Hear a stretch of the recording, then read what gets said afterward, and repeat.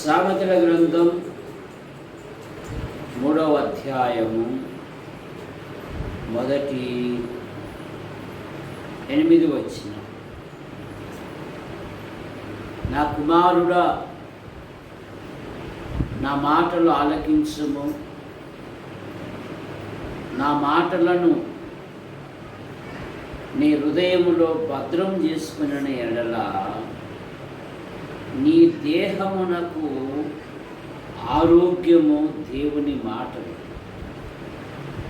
ఇశ్రాయేలీలు వాగ్దాన దేశమునకు వెళుతున్నప్పుడు నిర్గమాకాండం 15వ అధ్యాయం 26వ వచనములో నీ దేవుడైన యెహోవాకు శ్రద్ధగా విని ఆయన దృష్టికి న్యాయమైనది చేసి ఆయన కట్టడలను అనుసరించి నడిచిన ఎడల ఐగుప్తీయులకు కలగజేసిన రోగములలో ఏదియూ మీకు రానియను. ఒకవేళ వచ్చినను నిన్ను స్వస్థపరచు యెహోవాను నేనే. సామెతల గ్రంథం 4వ అధ్యాయములో నా మాటలు నీకు సంపూర్ణమైన ఆరోగ్యాన్ని కలగజేస్తాయి. నా మాటలు నీ హృదయమును ఉంచుకొని ఎడల వారి సర్వ శరీరమునకు ఆరోగ్యము కలగజేస్తాయి.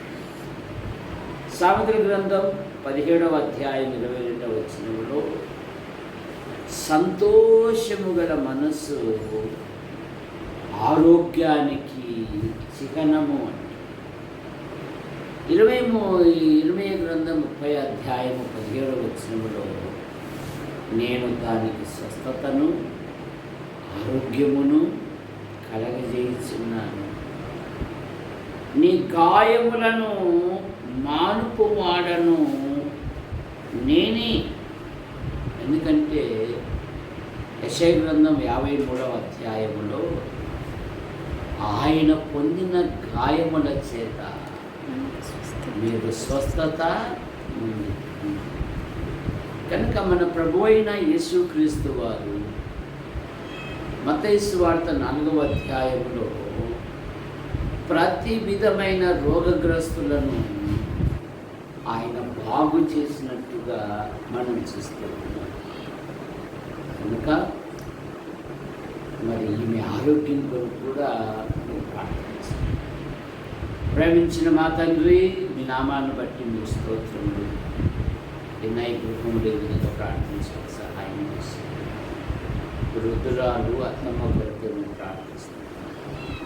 అత్తమ్మకుంటున్న ప్రతి బలహీనత మీరు మనకి స్వస్థపరచండి. బాలస్వామి అక్కను బట్టి, కుమారుడు కుమార్తెను బట్టి చూస్తారు.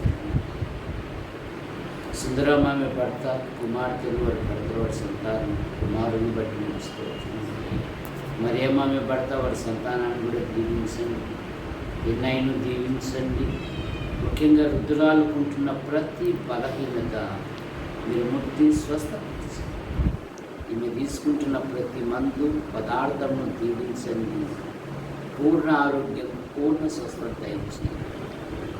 యేసు ప్రభు నామములో ప్రార్థిస్తున్నాం తండ్రి.